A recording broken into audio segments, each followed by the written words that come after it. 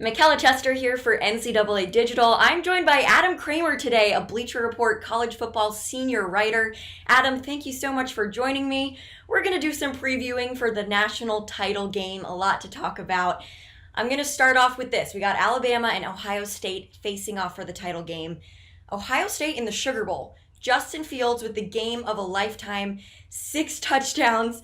What did this team prove after such a small sample size of games in the regular season?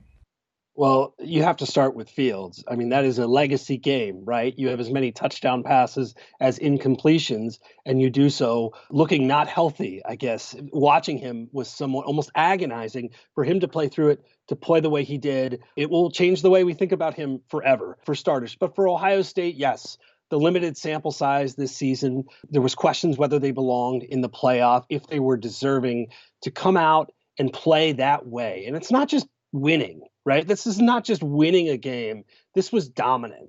And this was dominant in many phases to beat Trevor Lawrence. This was supposed to be the Trevor Lawrence game, right? Like we're talking about probably the end of his collegiate career for Ohio State to steal that show with the running game, with that defensive line, obviously with Justin Fields, Ryan Day, all these pieces kind of coming together at once. It was like a defining moment for a program that has a ton of defining moments over the past 10, 25 years. Notre Dame didn't really have the offensive weapons to compete against Bama. Justin Fields and Trey Sermon's a totally different story. How do you think the Buckeyes offense will match up against the Tide defense? Well, and you saw it with Florida in the SEC championship game with Pitts, with Tony, with Trask. Alabama defense had played really well after a slow start up until that game. And then it showcased, well, there's still opportunities there. Notre Dame just was not necessarily, they're just not equipped that same way. It's a really good team, really good quarterback, just not the same type of offense, same type of players. Ohio State can do that. I think when you look at the things that stand out, Ohio State's offensive line, I thought played probably its best game of the season. And if you want to move things that way, it really does start with Trey Sermon. I think Justin Fields' health and just what his status is going to be really interesting to follow, just to see how available he is. Because, of course, getting him on the move historically, when you've beaten Nick Saban at Alabama, that's how you've been able to do it, is a quarterback that can beat you in multiple ways. So we'll see what his availability is. This is a completely different ball game. And leading up to that Clemson game, I thought that the Ohio State receivers really underrated. Getting Chris Olave back after the miss of the Big Ten championship, obviously huge. We saw them just run past defenders pretty much all game. So, yeah, completely different challenge. And if you're looking for some comparisons, I think Ohio State is much closer than a Florida offense. That's not a knock on Notre Dame. It's just how these teams, it's just their styles. Ohio State's going to be able to move the ball that much, I'm pretty certain of. Now, in the Sugar Bowl, Ohio State was able to pretty successfully put a lot of pressure on one of the top quarterbacks in the country, Trevor Lawrence. Do you think that they'll be able to do this against Mac Jones with Bama's strong offensive line? It's kind of a different story there. I think it'll be a lot harder because this is a much better offensive line. Alabama has had some injury issues at center, which is certainly something to watch, and we'll see what this game looks like. But I thought just generating that pressure with the front four and look, watching Mac Jones, Notre Dame was able to do that in spurts, not continuously in spurts. And it razzed him a little bit. Now, granted, still a monster game, still a great performance. Not the offensive output we're used to Alabama seeing. I thought Notre Dame at least put forth a blueprint.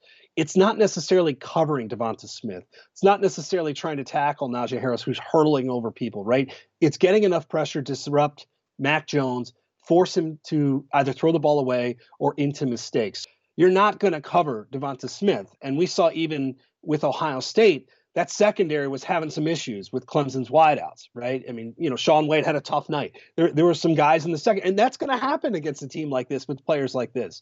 But the problem is, this is that on another level, and it's not just Devonta Smith. We saw other wideouts. We saw the tight ends have really good games. And then, of course, Najee Harris, not just as a runner, but as a pass catcher, which is something that Alabama flexed early. That's the part that's really, really difficult. The expectation for points here is that I think defenses, both sides, are probably going to have tough nights. I mean, these are some really difficult days. If you're a defensive coordinator in this game, whatever side you're on, you're looking at the challenges ahead of you, probably sweating over the days to come, thinking, how are you going to deal with this? Now, I've got to ask one thing that you think each team needs to do to win this game. I think for Alabama, we talk about Devonta Smith, we talk about all these weapons.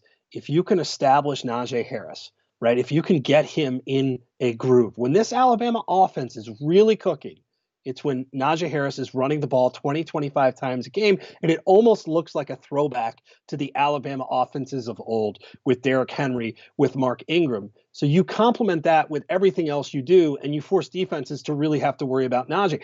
Notre Dame did a really good, decent job of that, trying to stop him out of the backfield. Again, you see a 230-pound back hurdling people. That's not normal, right? That's not normal. And I think for, on the other side, Ohio State, this is still a Justin Fields game. And for as much as I can tell you, you need to do the same thing with Trey Sermon and establish the run game. Justin Fields was Superman. And that is why Ohio State won. And he did so despite having, being injured or being uncomfortable. You're going to have to protect him. You have to keep him upright. You have to allow him to at least get into the flow of the game. And that's going to be a really interesting storyline to follow. So it's not solely on Justin Fields. There are some great players, but you see the significance and the importance of him and the way he can simply take a game over to beat an Alabama. You're going to need a Deshaun Watson-like performance, right, that we saw from Clemson years ago. I think that's what Justin Fields has to do, and I think certainly if he's healthy, he's capable of doing that. Yeah, and I'm still processing that Najee Harris hurdle. Still processing. Unbelievable. That's a big man. That is a big man. He is not supposed, like, physics-wise, that's an equation that's not supposed to work like that. It's not supposed to happen. And actually, what the best part was Nick Saban not looking pleased. He doesn't want him hurdling. He doesn't want him getting into the air and telling him afterwards, probably, hey, great play, but please don't do that anymore. Please don't do that again. All right, Adam, what's your prediction for the game? I think it has a chance to be an all-timer. And I'm going to run from my prediction for a moment and just say, like, these are the kind of games and matchups when I cover the sport that you seek out. This is a game that I think has a chance to live up to the billing, and I think a game that looks much different after the semifinal rounds, but I still like Alabama.